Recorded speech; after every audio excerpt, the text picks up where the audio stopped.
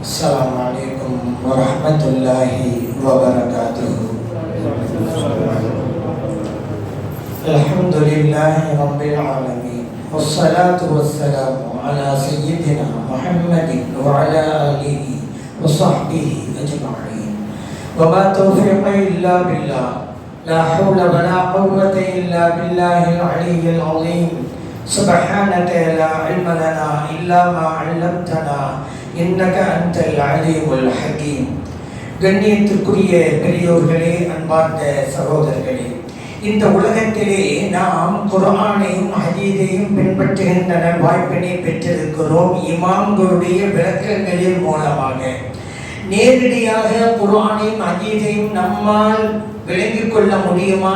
அனைத்தையும் விளங்கிக் கொள்ள முடியுமா என்றால் முடியாது.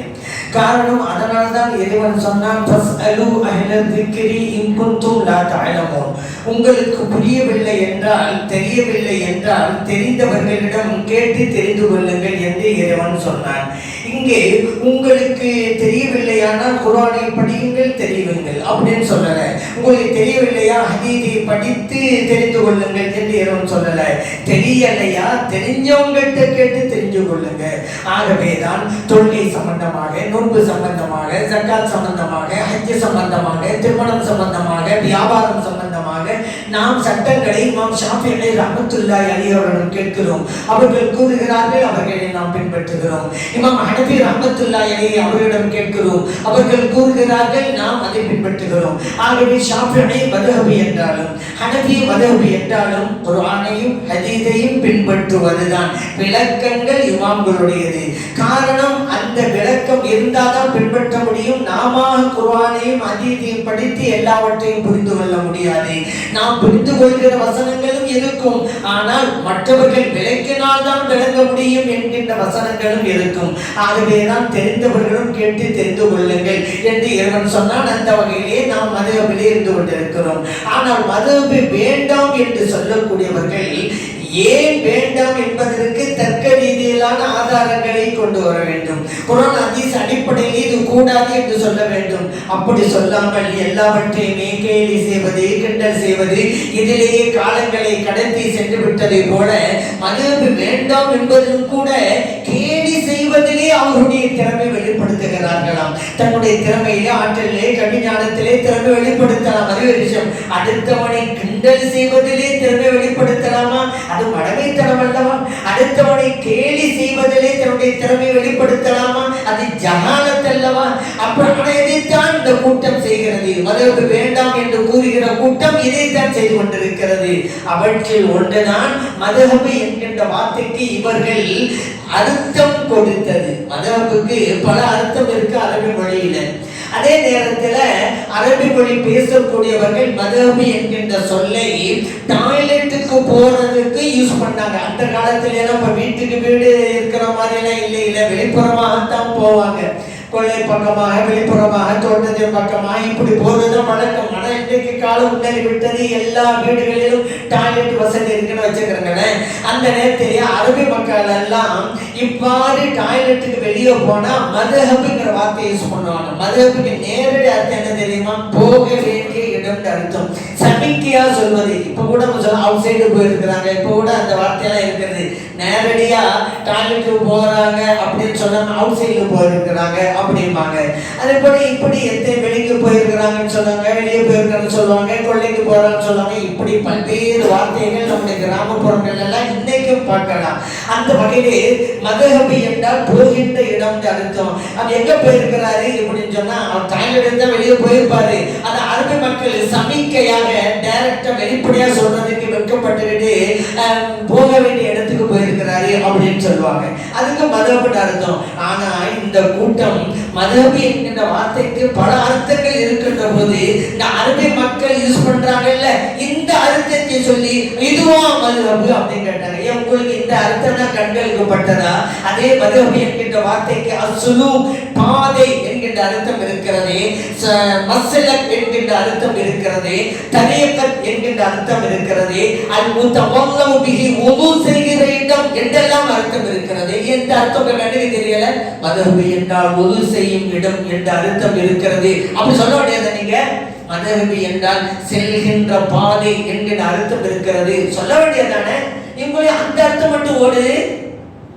டாய்லெட்டுங்கிற அர்த்தம் இருக்கு, அந்த மட்டும் வேற அர்த்தம் உங்களுக்கு தெரியலையா? அதை கிண்டல் செய்யணுங்கிறதுக்காக வேண்டி இந்த வார்த்தையை அது யூஸ் பண்றீங்களா? சரி, நான் கேட்கிறேன், உலகத்தில் கூட முஸ்லிம்கள் எல்லாம் மதுஹபி என்கின்ற சொல்லை நீங்கள் சொல்வது போல டாய்லெட் என்கிற மீனிங் தான் யூஸ் பண்ணிட்டு இருக்காங்களா? மதுஹபி ஷாஃபின்னா ஷாஃபி மதுஹபுடைய பாதைன்னு தான் அர்த்தம். ஷாஃபி நாம் எந்த பாதையிலே சென்றார்களோ அந்த பாதையிலே செல்கிறோம் என்று தானே அர்த்தம். உலக முஸ்லிம்கள்லாம் எந்த அர்த்தத்தில் இந்த வார்த்தை உபயோகிக்கிறார்கள் என்பது உங்களுக்கு தெரியாதா? தெரிந்தும் தானே சொல்றீங்க. கேலி செய்யணும், கிண்டல் செய்யணும், சிறுமைப்படுத்தணும். இதெல்லாம் நீங்க கண்ட பலன் என்ன? மறுமையிலே தோற்று போய் விடுவீர்களே. அந்த அர்த்தத்தை நம்ம யூஸ் பண்ணிக்கிட்டு இருக்கிறோம். உங்களுக்கு தெரிந்த அந்த ஒரு அர்த்தத்தை கொண்டு வந்துட்டு இருக்கிறீங்க. சரி, எத்தனை அர்த்தம் வந்து நல்ல அர்த்தங்களா இருக்கு. அதனாலதான் சொல்கிறோம், இந்த கூட்டம் நாங்கள் சொல்வது போன்ற நடங்கள் என்று சொல்கிறது அல்லவா?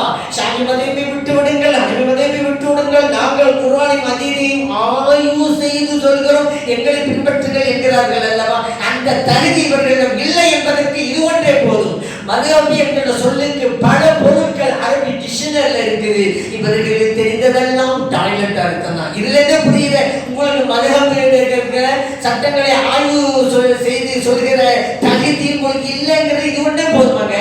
பொதுவா குர்ஆன் அரபி மொழியில் இறங்கியது. ஹதீஸ் கண்மணி நாயகம் ஸல்லல்லாஹு அலைஹி வஸல்லம் அரபி மொழியிலே பேசியது. இந்த குர்ஆனையும் ஹதீஸையும் ஆய்வு செய்து ஒரு சட்டத்தை கூறுவதாக இருந்தால் அரபி மொழியிலே ஆற்றல் பெற்றிருக்க வேண்டும், திறமை பெற்றிருக்க வேண்டும். ஒரு வார்த்தை குர்ஆனில் இடம்பெற்றிருந்தால் அந்த வார்த்தைக்கு எத்தனை பொருட்கள் அரபி டிக்ஷனரியில் இருக்குங்கிறது தெரிந்திருக்க வேண்டும். அப்படி தெரிந்தால்தான் இந்த இடத்தில் எந்த பொருள் பொருந்தும் என்பது தெரியும். ஒரு வார்த்தைக்கு 5 அர்த்தங்கள் வச்சுக்கிறங்க, இவருக்கு 3 அர்த்தம் தான் தெரியும். அப்படின்னா இந்த 3 அர்த்தத்திலே இங்கே எது பொருந்துகிறது என்று தானே யோசிப்பார். இவருக்கு தெரிந்த 3 அர்த்தங்களில் ஏதாவது ஒரு அர்த்தத்தையும் கொடுத்து விடுவார். அந்த இடத்திலே இன்னும் இவருக்கு தெரியாத 2 அர்த்தம் இருக்குதுல்ல, அந்த அர்த்தங்களில் ஏதாவது ஒன்றாக இருக்கலாம் அல்லவா? இவருக்கு தெரிஞ்ச வச்சு மட்டும் சொல்லிட்டா போதுமா? 5 அர்த்தங்கள் இருந்தால் 5ஐயும் தெரிந்திருக்க வேண்டும். அப்படித்தான் அந்த 40 இமாம்கள் இருந்தார்கள். ஒவ்வொரு வார்த்தைக்கும் எத்தனை பொருட்கள் உண்டோ அத்தனையும் அறிந்திருந்தார்கள். அப்படி அறிந்திருந்தால் தான் இந்த இடத்தில் எந்த அர்த்தம் பொருந்தும் என்பதை சொல்ல முடியும். ஆனா இவர்களுக்கு அரபி மொழி ஞானமே இல்லை. இவங்க சொல்றாங்க, குர்ஆனையும் ஹதீஸையும் நாங்க சொல்ற மாதிரி செய்யுங்க, நாங்க தான் கரெக்டா சொல்றோம். சரி, நான் கேட்கிறேன், உங்களுக்கு அரபு மொழி ஞானம் இல்லைங்கிறதுக்கு உதாரணம் என்ன தெரியுமா? கலியக்கா வேலை விவாதத்திலே சகீரத்து என்கின்ற அந்த வார்த்தைக்கு பெரிய பொங்கல் அர்த்தம் வச்ச கூட்டங்க இது. சகீரத்துனா சிறுமி. 7 வருஷம் ஓதுறாங்க மதரசாக்கள்ல ஆலிம் கோர்ஸ். 1வது ஜும்ரா ஓதக்கூடிய மாணவனை கூப்பிட்டு சகீரத்துனா என்ன பார்த்தேன்னு கேளுங்க, சிறுமின்னு அழகா சொல்லுவான். அப்படி சிறுவன் கூட தெரிந்திருக்கக்கூடிய அந்த அர்த்தத்தை அந்த விவாத களத்துல பெரிய பொங்கலை அர்த்தம் வச்சாங்கல்ல, அதிலே தெரிஞ்சு போச்சு அரபியான இவங்களுக்கு எந்த அளவுக்கு இருக்குன்னு சொல்லி. அது மட்டுமா, முஹன்னத் ஹுன்சா 2 வார்த்தை இருக்குது. முஹன்னத் என்றால் பெண்களை போட்டு வேடமிடக்கூடியவன் அர்த்தம். அதை திருநங்கை நம்ம சொல்றோம் அல்லவா, அவங்க தான் முஹன்னத். ஹுன்சான்னு ஒரு சொல் இருக்கிறது, அது இருபாலினத்தவர்கள் அப்படின்னு அர்த்தம். இந்த டிஃபரன்ஸ் இல்லாம ஹுன்சாண்டாலும் முஹன்னத் என்றாலும் ஒண்ணுதான், திருநங்கைக்கு முன்னான சட்டம் தான் என்று சொல்லுகிறாங்கன்னா அரபி ஞானம் என்பவர்களுக்கு எந்த அளவுக்கு இருக்கிறது? முஹன்னத் ஹுன்சாவுக்கே டிஃபரன்ஸ் தெரியல. சரி, அதே போல நாமெல்லாம் இறந்து போனவங்களுக்கு குர்ஆன் ஓதி அதை நன்மையை சேர்த்து வைப்போம்ல. ஆனா இந்த கூட்டம் அதான் கூடாது ஏங்க கூடாது அப்படின்னு கேட்டா, நம்ம செய்யறது காரணம் ஸல்லல்லாஹு சொல்லிட்டாங்க, யக்ரவு யாசின் அலா மௌத்தாக்கும், உங்களின் மரணித்தோருக்கு யாசின் சூராவை ஓதுங்கள். அபூ தாவூதிலே, இப்னு மாஜாவிலே, அஹ்மதிலே பதிவு செய்யப்பட்ட ஹதீஸ். ஆகவே நாம் ஓதுகிறோம். இறைத்தூதர் ஸல்லல்லாஹு அலைஹி வஸல்லம் அவர்களை பின்பற்றுகிறோம். அவர்கள் சொன்னார்கள், மரணித்தவர்களுக்கு யாசினை ஓதுங்கள் என்று. அவர்களை பின்பற்றுவதால் அவர்கள் சொன்னதன் பிரகாரம் ஓதுகிறோம். ஆனா அதெல்லாம் பலவீனமான ஹதீஸ்ல அப்படிங்கிறது. பலவீனமான ஹதீஸ்னா தொழுகையில நெஞ்சில கை கட்ட கீழே போடணும்ல, அது செய்யல. பலவீனமான ஹதீஸை வச்சு நெஞ்சில கை கட்டுவாங்களாம். நம்ம குர்ஆனை ஓதனா பலவீனமான ஹதீஸ், குர்ஆனை ஓதாதீங்க அப்படின்பாங்க மைத்துக்கு. சரி, இவ கூடாகிறதுக்கு ஒரு வசனத்தை கொண்டு வர்றது. அல்லாஹ் குர்ஆனில சொல்லி இருக்கிறான், வலா தஸிரு வாஸிரத்துன் விஸ்ர உஹரா, ஒரு ஆத்மாவின் சுமை உயர்த்துகிறது, ஒரு ஆத்மாவின் சுமையை இன்னொரு ஆத்மா சுமக்காது. நீங்க குர்ஆனை ஓதுறீங்க, அது எப்படி மற்றவங்களுக்கு போகும்? அல்லாஹ் சொல்லிட்டாங்க, ஒரு ஆத்மாவின் சுமையை இன்னொரு ஆத்மா சுமக்காது என்று. பாவம் அப்பாவி இளைஞர்கள், குர்ஆனுடைய வசனங்கள் எல்லாம் அரபில் இருப்பதால் இளைஞர்களுக்கு அரபி மொழி தெரியாது என்பதால் இவர்கள் சொல்வதுதான் சரி என்று நம்பிக்கொண்டிருக்கிறார்கள். விசனுங்கிற வார்த்தை தானே அங்க இருக்கு அந்த வசனத்துல. விசன்டா என்ன? சுமையா? சுமைன்னு அர்த்தமா? பாவ சுமைன்னு அர்த்தங்க. ஒருவருடைய பாவ சுமையை இன்னொரு ஆத்மா சுமக்காது. சரிதானே? ஒரு ஆளு தப்பு பண்ண திருடனான்னு வைங்க, தண்டனை அவனுக்கு தானே. திருடன் அவன், தண்டனை அவனுக்கு இன்னொரு ஆளா? ஒரு ஆள் மது குடிச்சான், தண்டனை அவனுக்கு தானங்க, குடிச்சவனுக்கு தானங்க. இல்ல அவன் தான் மது குடிச்சான், தண்டனை உனக்கு தான் தரப்போம், நல்ல வேற ஆள் கொடுப்பான வறுமையில. இல்ல இல்ல, அப்ப யார் தவறு செய்தார்களோ அவர்களுக்குத்தான் தண்டனை. ஒரு ஆத்மாவின் பாவ சுமையை இன்னொரு ஆத்மா சுமக்காது என்று சொன்ன அந்த வசனத்தை, ஒரு ஆத்மாவின் சுமையை இன்னொரு ஆத்மா சுமக்காது. ஆகவே குர்ஆனை ஓதி அப்படி சேர்த்து வைக்காதீங்க. என்னங்க இது? அந்த அரபு மொழி தெரியவில்லை, ஆகவேதான் தவறு தவறாக சட்டங்களை சொல்லிக் கொண்டிருக்கிறார்கள். இப்ப இமாம்கள் எல்லாம், இந்த மதுஹபுடைய இமாம்கள் எல்லாம் அரபி மொழியிலே விற்பன்னர்களாக இருந்தார்கள். ஆகவேதான் அவர்களால் ஆய்வு செய்து சட்டங்களை சொல்ல முடிந்தது என்பதையும் நாம் அறிந்து கொள்ள வேண்டும். அடுத்து, இன்றைக்கு மதத்தை விட்டுருங்க, நாங்க சொல்ல போறோம் செய்ய, நாங்க கரெக்டா ஆய்வு செய்ய சொல்றோம் அப்படிங்கிறாங்க. இல்ல, இவர்களுக்கு அந்த தேதி இருக்கிறதா என்றால் இல்லையே. இன்னொரு சட்டம், இன்னைக்கு ஒரு சட்டம், நாளைக்கு ஒரு சட்டம். இல்ல, இவங்க நம்பி போனா என்ன ஆகும்? எத்தனை எத்தனை சட்டங்களை மாற்றி விட்டார்கள். முன்பு ஒரு சட்டம், பின்னா ஒரு சட்டம். உதாரணத்துக்கு, தொடை பகுதி அவுரத்தா இல்லையா, அது மறைக்கப்பட வேண்டுமா இல்லையா? ஒரு காலத்தை சொன்னா மறைக்கப்பட வேண்டும். இன்னைக்கு பரிணாம வளர்ச்சி, வடிகட்டுல தொடைப்பகுதியெல்லாம் மறைக்க வேண்டிய அவசியம் இல்லை. வடிகட்டுல பரிணாம வளர்ச்சி, நல்ல விஷயத்துல வளர்ச்சி வரலாம். இங்க அப்படி இல்லை. தொடைப்பகுதியே ஒரு சபையில் இருக்கும்போது ஒருத்தர் காட்டினா நாகரிகமானது, அது பண்பாடா? அது மறைக்கணும் மாற்ற சொல்லுது இல்ல. ஒரு காலத்தை இன்னும் சொல்லிட்டு இருந்தாங்கல்ல, இப்ப இல்ல, தேவையில்லைங்கிறாங்க. ஏன்னா மற்றவருடைய கலாச்சாரத்தோட பின்னி பிணைகிறாள் அவர். அதனால சரி. அதே போல பாருங்க, பிறை விஷயத்திலே அன்றைக்கு என்ன சொன்னாங்க? அவங்கெல்லாம் பல கூட்டம் இருக்குது, நான் ஒரு கூட்டத்தை மட்டும் பேசிக்கிட்டு இருக்கேன். அந்த ஒரு சொன்னாங்கன்னா, சர்வதேச பிறை, சவுதியில பிற பார்த்துட்டா இங்க நோம்புதான், இங்க பிறந்தாதான். இன்னைக்கு என்ன சொல்றாங்க? தத்தம்பகடி பிறை. ஒரு கூட்டத்தை தான் சொல்றேன். சர்வதேச பிறை சொல்கிற அந்த வகாபி கூட்டம் இன்னைக்கு இருந்துகிட்டு இருக்கு, அதே ஒரு விஷயம். ஒரு கூட்டத்தை பற்றி தான் நான் பேசிக்கிட்டு இருக்கேன். அதே போல ஜும்மாவிற்கு முந்தின சுன்னத்து உண்டா இல்லையா? ஒரு காலம் வரை இல்லை, ஜும்மாவுக்கு முந்தின சுன்னத்தான் கிடையாது. இன்னைக்கு ஜும்மாவுக்கு முந்தின சுன்னத்து உண்டு. நான் கேட்கிறேன், இல்லை இல்லைன்னு சொல்லிட்டு இருந்தேன் அவ்வளவு நாளா. உங்களை நம்பி எத்தனை பேர் ஜும்மா முந்தின சுன்னத்தை தொழாம இருப்பான்ல, அவன் மொத்தா போயிருப்பான்ல, நாளை மறுபடியும் அவனுக்கு ஏற்படுகிற இழப்பை சரி கட்டுவது யார்? உங்களை நம்பிதான் அவன் தொழாம போனான். அதனாலதான் இந்த கூட்டத்தை பின்பற்றக்கூடாதுன்னு சொல்றது. இழந்து விடுவோம் மறுமையை, தோல்விதான் கிடைக்கும். ஆனா இந்த கூட்டத்துக்கு முன்னால போகவே கூடாது எப்பவுமே. ஏன்னா இன்னைக்கு ஒரு சட்டம் என்ன கேட்டா, ஏன் ஷாஃபி இமாம் ரஹ்மத்துல்லாஹி அலைஹி அவங்களுக்கு 2 கவுல் இல்லையா, 2 கூற்றுக்கள் இல்லையா? ஆரம்பமாக சொன்னது ஒண்ணு, இறுதியாக சொன்னது ஒண்ணு இருக்கத்தானே செய்து அவங்களுக்கு. பாருங்க, எதை எதோடு ஒப்பிடுவது அது கூட தெரியாதா? ஷாஃபி இமாம் ரஹ்மத்துல்லாஹி அலைஹி அவர்கள் ஆரம்பத்திலே ஈராக் பகுதியிலே இருந்தாங்க. அங்கே யாருக்கெல்லாம் ஹதீது தெரியுமோ அவர்களும் ஹதீதை கேட்டாங்க. அந்த ஹதீதை ஆய்வு செய்து சட்டங்கள் சொன்னாங்க. அதுக்கு பிறகு மிஸ்ர், ஈஜிப்துக்கு போனாங்க. அங்கே யாரிடமெல்லாம் ஹதீது இருந்தது என்று கேள்விப்பட்டார்களோ அந்த ஹதீதை கேட்டு அறிஞ்சாங்க. சில ஹதீதுகள் ஈராக்கிலே கேட்டார்கள் ஹதீதுகள், அதை விடவும் நம்பகத்தன்மை உள்ள ஹதீதுகள் ஈஜிப்தில கிடைச்சிச்சு. அப்படியானால் சரியான ஹதீது வரும்போது அதுக்குண்டான சட்டத்தை சொல்ல வேண்டும். முன்பு எனக்கு கிடைத்த ஹதீதை விட இப்போது சரியான ஹதீஸ் கிடைத்திருக்கிறது, ஆகவேதா சட்டம் சொன்னாங்க. அவர்கள் சொன்னதில் அர்த்தம் இருக்கிறது. இன்னைக்கு நீங்க இப்படி சொல்லலாமா? இன்னைக்கு தான் இந்த ஹதீஸ் கிடைச்சிச்சு இப்படி சொல்லலாமா? நீங்க என்ன சொல்லணும்? இன்னைக்கு தான் இந்த ஹதீஸை படிச்சேன்னு சொல்லணும். எல்லாம் வாழ்வாழுமா புத்தமா இருந்துகிட்டு இருக்கு. இன்னைக்கு தான் கிடைச்ச நான் இங்க சொல்றேன், இன்னைக்கு தான் இந்த ஹதீஸை நான் படித்தேன். நீங்க ஒரு 5 வருஷம் கழிச்சு ஒரு ஹதீஸை படிப்பீங்க, மக்களுக்கு சொல்லுவீங்க, உங்க சொல்ல மத்தவங்க பின்பற்றிட்டு இருக்கணுமா?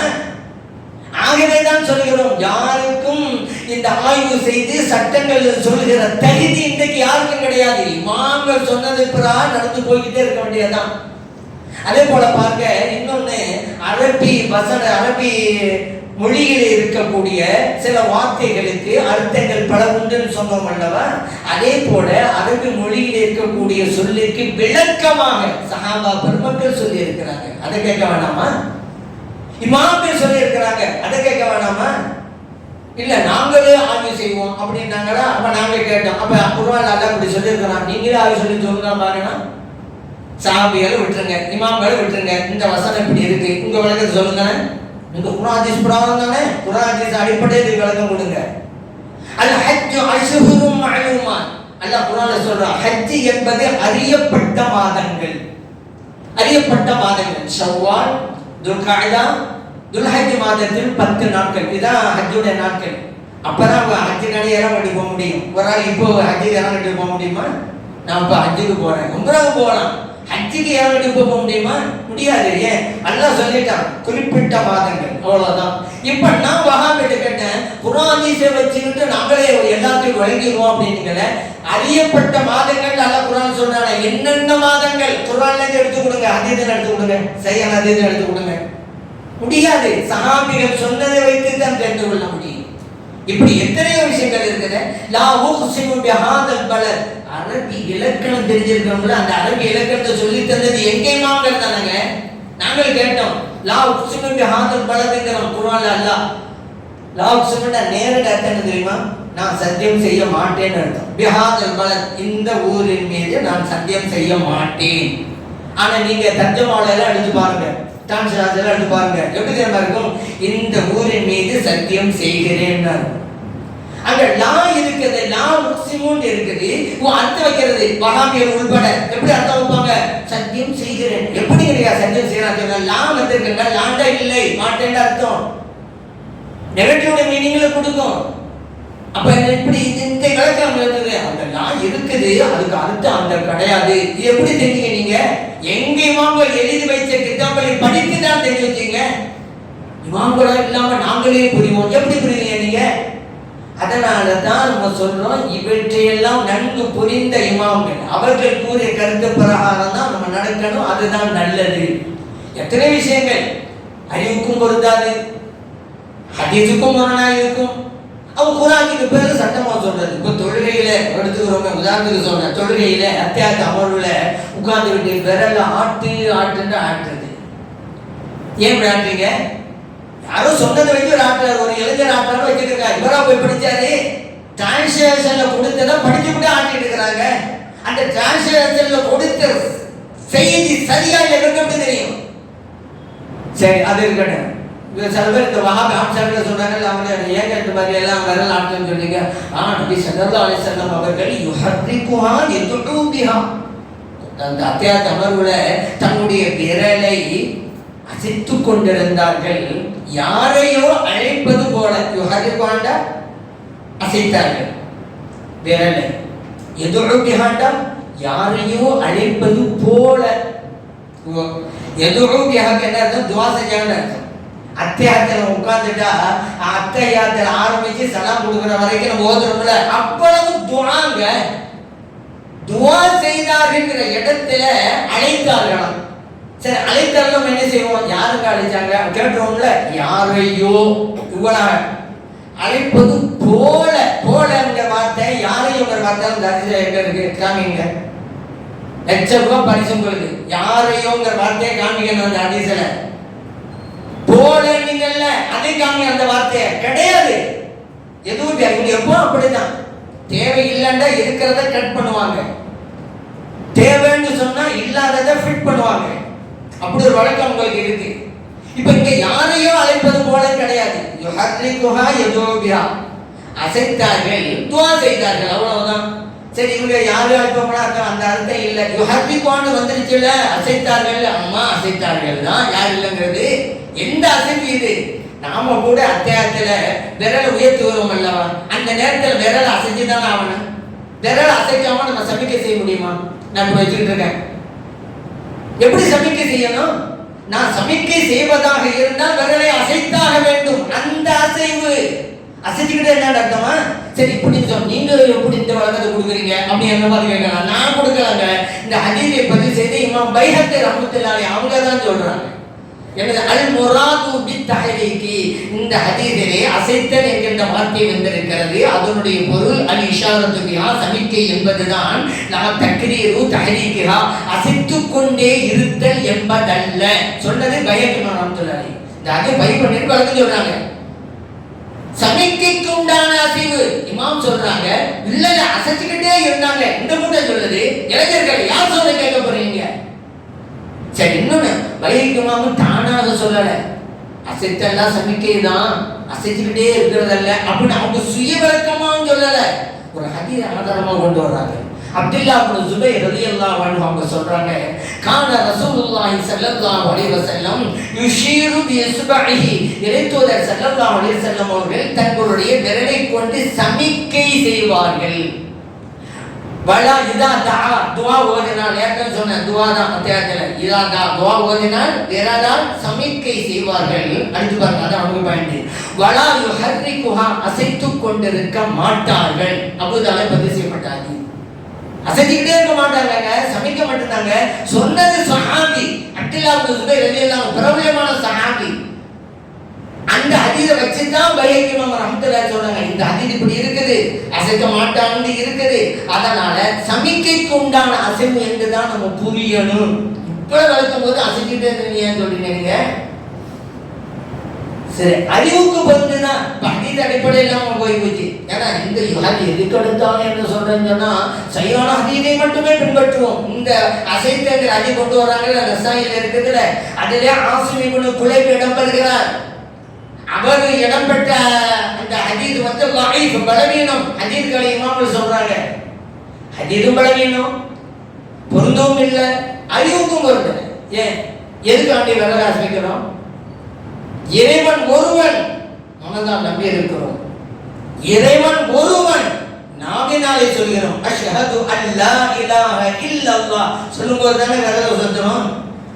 இறைவன் ஒருவன் மட்டுமே நாக்கிலும் சொல்றோம், உள்ளத்திலும் நம்பினோம், உதட்டாலும் மொழிகிறோம், அடுத்து நம்முடைய விரலாலும் உடல் உறுப்பாலும் காண்பிக்கிறோம் இறைவன் ஒருவன். அதுக்காக தான் விரலாக இருக்கிறது.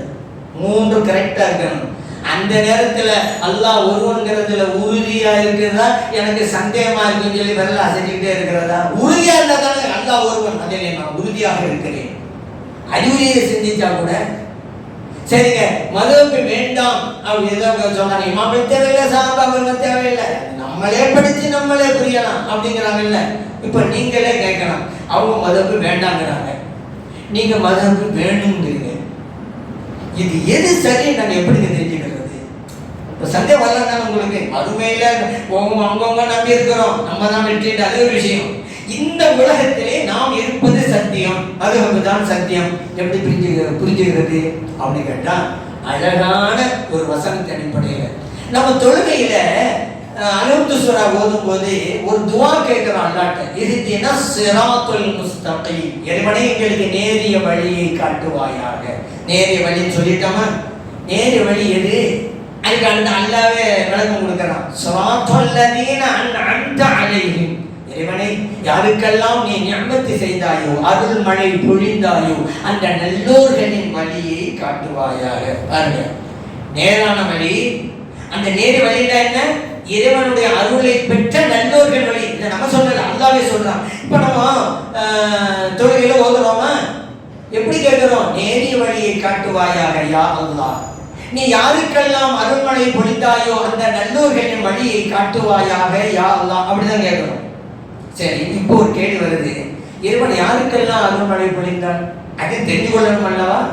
அல்லாஹ் சொல்றான் இன்னொரு இடத்துல, உலாயிகல்லதீன அன்அமல்லாஹு அலைஹிம் மினன் நபியீன், இறைவன் நிஅமத் செஞ்சான்ல, அருள்மழை பொழிந்தான்ல, அந்த கூட்டம் யாரு? மினன் நபியீன், நபிமார்கள், வஸ்ஸித்தீகீன், சித்தீகீன்கள், வஷ்ஷுஹதா, ஷுஹதாக்கள், வஸ்ஸாலிஹீன், சாலிஹீன்கள். அல்லாஹ் தெளிவுபடுத்திட்டான். அப்ப இறைவன் நேரிய வழியை காட்டுவான்னு கேட்க சொன்னா, நேரிய வழிங்கிறது அல்லாஹ்வுடைய நிஅமத்தை பெற்றவர்கள் என்று அல்லாஹ் சொன்னா. அல்லாஹ்வுடைய நிஅமத்தை பெற்றவர்கள் யார் என்று சொல்லும் பொழுது நபிமார்கள், சித்தீகீன்கள், ஷுஹதாக்கள், சாலிஹீன்கள். முடிஞ்சு போச்சுல. இப்ப நீங்க உட்கார்ந்து தொழுகையிலே கேட்கறீங்க, யா அல்லாஹ் நேரிய வழியை காட்டுவாயாக. அப்படி என்ன அர்த்தம்? நபிமார்கள் வழியை காட்டுவாயாக, ஷஹதாக்களுடைய வழியை காட்டுவாயாக, சித்தீக்குகளுடைய வழியை காட்டுவாயாக, சாலிஹீன்களுடைய வழியை காட்டுவாயாக. அப்படிதான் நீங்க கேட்கறீங்க. நீங்க மனசுல கொண்டு வந்தீங்களோ கொண்டு வரலையோ அப்படிதான் கேட்கறீங்க. இப்ப பாருங்க, நம்மள மதத்தை பின்பற்றோமா? அல்லாஹ்ட்ட என்ன கேட்டோம்? யா அல்லாஹ் நபிமார்கள், ஷஹதாக்கள், சாலிஹீன்கள், சித்தீகள் வழியை காட்டுவாயா சொன்னோமா? வெளியில என்ன கொள்கையில தான் இருக்கிறோம்? நம் சாலிஹீன்களை பின்பற்றணும், அவங்க வழியில தான் போகணும், சித்தீகள் பின்பற்றணும், அவங்க வழியில தான் போகணும் அப்படின்னு சொல்றோமா? நம்ம தொழுகையில எதை கேட்டோமோ வெளியில அதைத்தான் சொல்லி கொண்டு இருக்கிறோம். அப்படின்னா என்ன அர்த்தம்? நம்ம கேட்ட துவா, தொழுகையில கேட்ட துவா அல்லாஹ்விடத்தில் அங்கீகரிக்கப்பட்டு போச்சுங்க. எதை கேட்டோமோ அதுதான் நடக்கிறோம்ல. ஆனா மதுஹபை மறுக்கிற இமாம்கள்லாம் தேவையில்லைங்க, பெரியவர்கள்லாம் தேவையில்லை, நாமே படிக்கலாம் அப்படின்னு சொல்றாங்கல்ல. அவங்களும் தொழுகைக்கு வந்து இதைத்தான் ஓதுறாங்க. எதை? சிராத்தல் முஸ்தகீம் ஓதுறாங்கல்ல. அப்படியே என்ன அர்த்தம்? யா அல்லாஹ் நீ நியமத்து செஞ்சாயே அந்த நல்ல ஒரு வழியை காட்டுவாயா, ஷஹதாக்கள், சித்தீகள், சாலி வழியை காட்டுவாயா என்று அவங்களும் தொழுகையில ஓதுறாங்க. தொழுகைக்கு வெளியே போடப்படுது சாலிஹீன் தேவையில்லையே, அவையை பின்பற்றணும், அவங்க வழி தேவையில்லைங்க, சித்திகள் வழி தேவையில்லைங்க. அப்படின்னா என்ன அர்த்தம்? தொழுகை நீங்க கேட்டாங்கல்ல, கபூல் செய்யப்படலைங்க அவங்களுக்கு. அதனால இங்க கேட்கிறாங்க, வெளியில வேண்டாம்ங்கிறாங்க. அப்ப அவங்க அல்லாஹ்ட்ட கேட்டதை அல்லாஹ் கபூல் செய்யல. நம்ம தொழுகையில எதை கேட்டோமோ அதைத்தான் வெளியில சொல்லிக்கிட்டு இருக்கோம். நம்ம அல்லாஹ்விடத்தில் அங்கீகரிக்கப்பட்டு விட்டது. மதுஹபை பின்பற்றுவதுதான் சத்தியம் என்பதற்கு இதுவிட ஒரு ஆதாரம் என்ன வேணும்? அதனால நபி ஸல்லல்லாஹு அலைஹி வஸல்லம் அவர்களுடைய கூற்றின் அடிப்படையிலே தான் யாருக்கு விளக்கம் தெரியுதோ அவங்களுக்கு நம்ம பின்பற்றலாங்க. என்ன சில பேர் கேட்பாங்க, என்ன இப்ப மதுஹபுங்கிறீங்களே, நபி ஸல்லல்லாஹு அலைஹி வஸல்லம் அவருடைய காலத்திலே மதுஹப் இருந்ததா, ஷாஃபி மதுஹப் இருந்ததா, ஹனபி மதுஹப் இருந்ததா, சஹாபா பெருமக்கள்லாம் எந்த மதுஹப்ல இருந்தாங்க? என்னமோ பெரிய கேள்வி, கிடுக்கு கேள்வி கேட்ட மாதிரி நினைக்கிறது. ஆனா கேள்வியே தப்பு. மதுஹப் இருந்ததாண்டா கேட்கலாம், ஷாஃபி மதுஹப் இருந்ததான்னு கேட்கலாமா? ஏன்?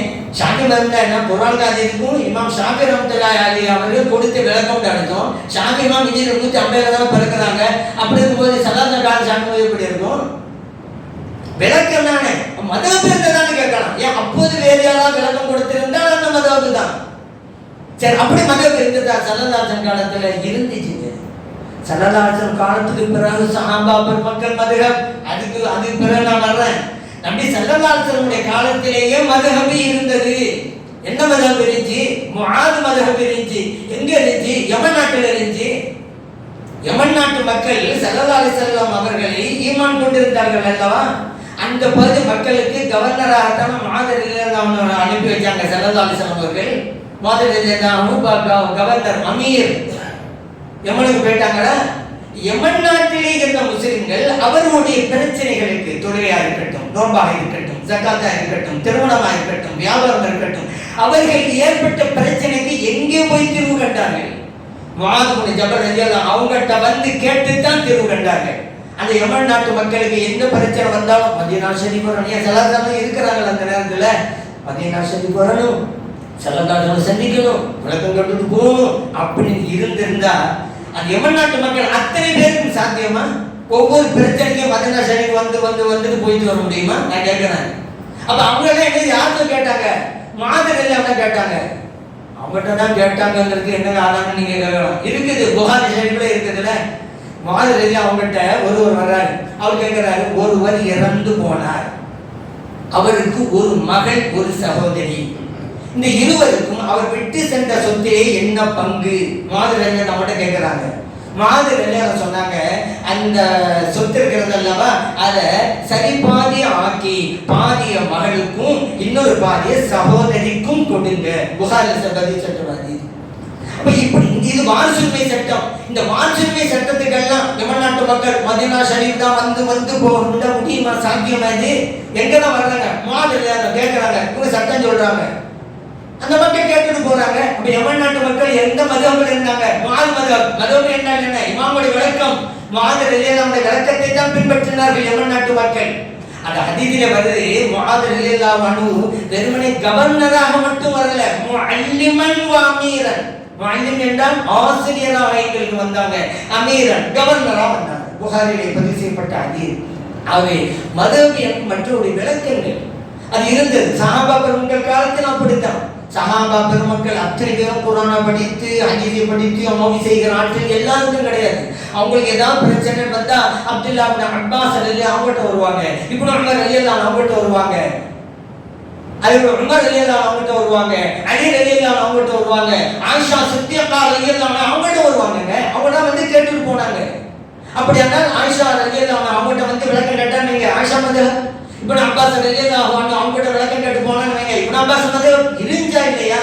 ஆகவே மற்றவர்களிடம் நாம் கேட்டுத்தான் குர்ஆன் ஹதீஸை விளங்க வேண்டும், அதன்படி நடக்க வேண்டும். எல்லாம் வல்ல இறைவனத்தை நல்லவர்கள் அனைவருக்கும் தந்தல்வானாக.